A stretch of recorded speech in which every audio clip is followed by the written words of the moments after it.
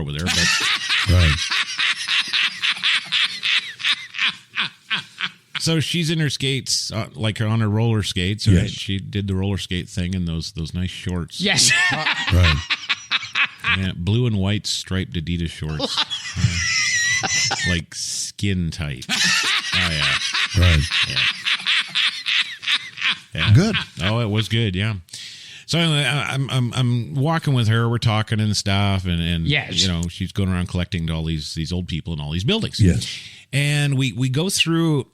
When we get to 540 Dallas, usually when I go there at night, Yes. I didn't actually do that building, but the off times that I did, I would go in the front lobby, Yes. and then throw all the bundles of papers in the elevators, of course, go all the way up to the top, and then haul all the fuckers down. Yes. And, you know, Right. deliver the whole building. Right? Yes. Well, this particular time, she takes me in the back way. Yes. And we go down through the underground parking lot. Yes. And we're going through the parking lot, and God, man, you have never seen a lineup of beautiful 60s cars. Right? Right. And we're going by them, right? Yes. There's like GTOs and there's Judges. Yes. And there's, right? Right. Like all these old fuckers, they all, I bought that car new. I only take it to the food store up the street. Hey? Right. So there it is. This is like, I'm going to say 1988 or 89. Yes. Yeah, about then. And Yes. Right. anyway, long story short, I'm seeing this thing Yes. that we're getting closer to and closer to. Yes. Right. And it's this black car. Yes. And it's got white racing stripes on top. Right. And I knew right away it was a Camaro. Yes. You know, and as we got closer, I noticed it was a 1969 Camaro. Yes. You can tell with the headlights. Yes. Right. And I got closer still, and I'm like, oh my. Right. This was not just a Camaro. No. No. Fuck no. Yes. No. This was a 1969 Yes. Camaro RS Yes. SS Yes. 396. Right. No, you don't understand, Bill. No. No. No, the Camaro RS SS 396. Yes. There was, I don't know, about 600 of them made in Canada that year. Yes. And this was a ragtop. Right. Right. I think there was like 6 of them made that year. Right. Right. And this one, and in on the front dash, right? Yes. I'm looking. There's one of those for sale signs. Yes. In it, right? Right. And I'm like, oh no. Right. Hey? So anyway, the apartment numbers are of course painted on each of the stalls. Yes. Right. So this was apartment 436. Yes. And you know, so we go up to the top of the building and we're walking down. She's knocking on all the doors and Yes. you know, hi, collecting for the paper. Yes. Right. I'm just watching her bounce. You know, that's what I do. Good. Yeah. Oh yeah. That was good. I think we only made it down to like the 10th or 11th floor, and I was banging her in the stairwell. So Right. yeah. Good.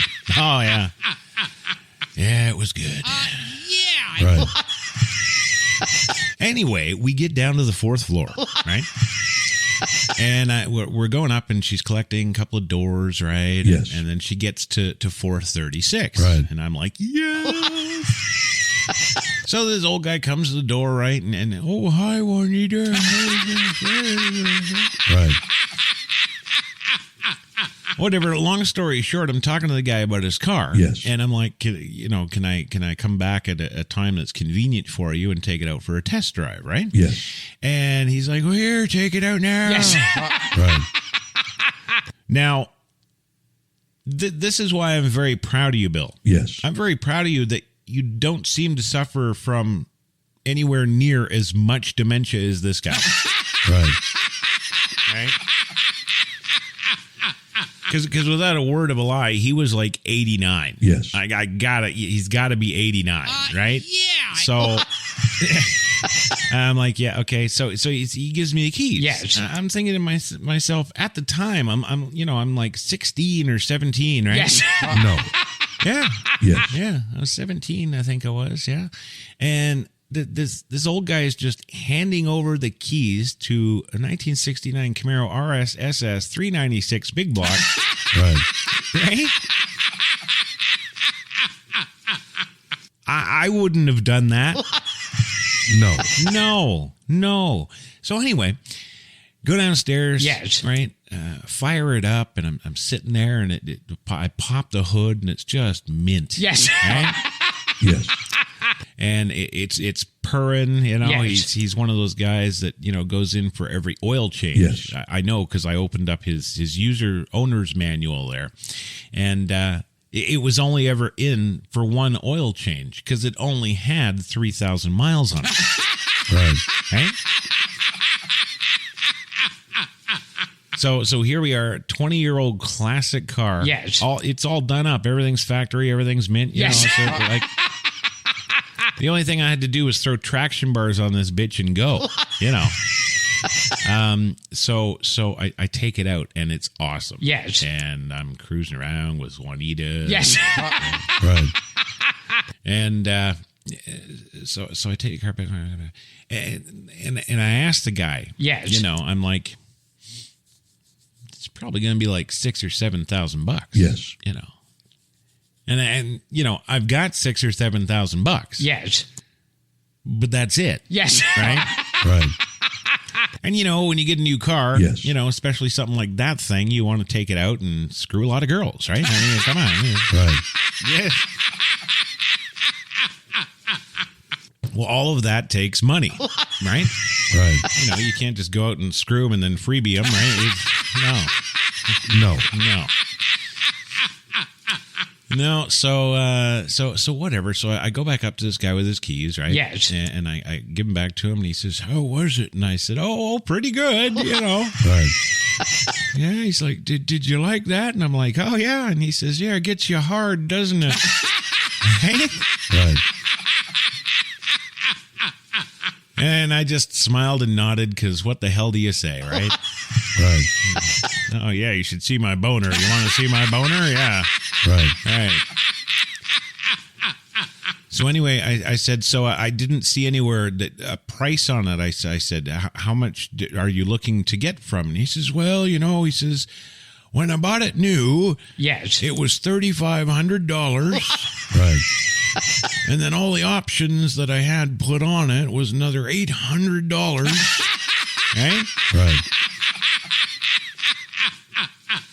So he says, at the end of the day, he says, with taxes and everything else, he says, I paid out $4,500. Right.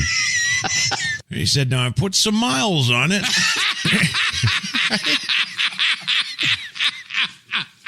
Yeah, 3,000 of them. Yes. Yeah. Yes. And he's like, so, I figure I'll probably take $1,000 off for that. Good. Oh, yeah. So shit you not, he hands me the keys when I went off to the bank right away. Yes. Right? Right. I'm like, no fucking way somebody else is coming along in this thing. No way. Right. Right? So whip down to the bank, Yes. grab some money, whip the hell back quick, right? Right. Did the deal with him, paid him $3,500 cash. Boom, boom, boom, boom, boom. Yes. Right? Right. And then worried about getting down to motor vehicle and getting license registration and all that bullshit. Right? No, I just wanted to hand him the money. Yes. And sign me over the transfer papers. Yes. That's it. Right.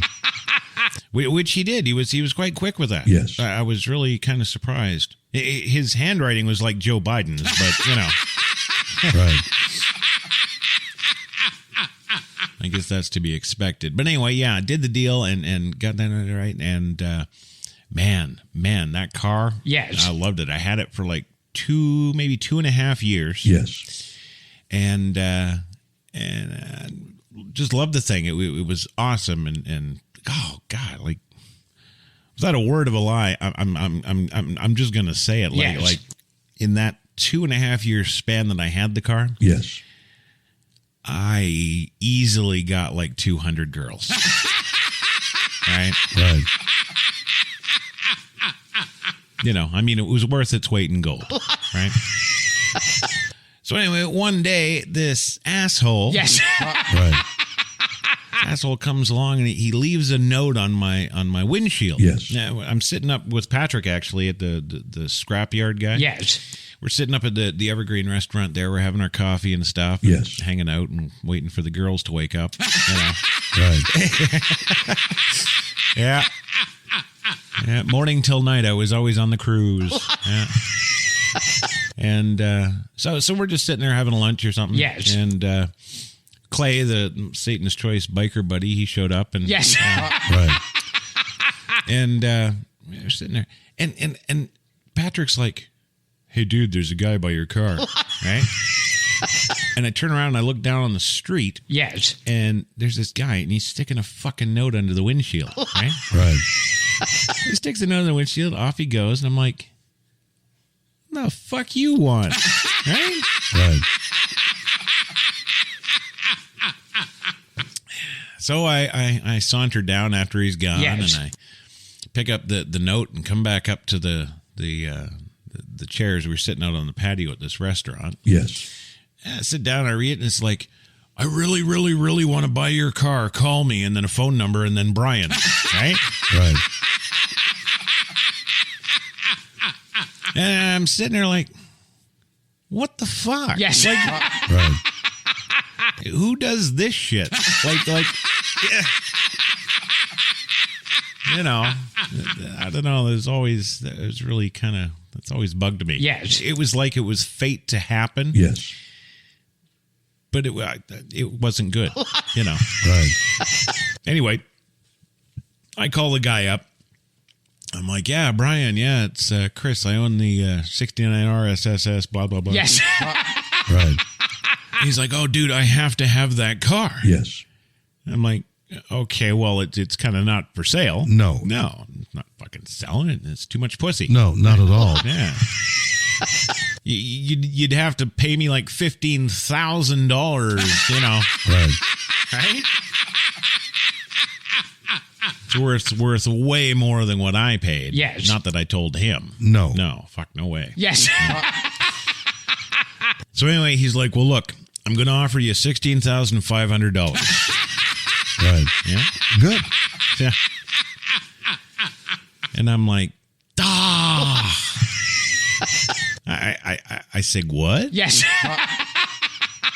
He says, yeah, I'm offering you $16,500 cash right now for your car. Right. I said, well, I'm not planning on selling. I wasn't planning on selling. $16,000, you say? Right. Okay. Anyway, long story short is I told him no, right? Yes. You know, there's no fucking way. Yes. Right. And as Chris Luck would have it, Right. yeah, about 3 months later, I was in a heap of shit. Right.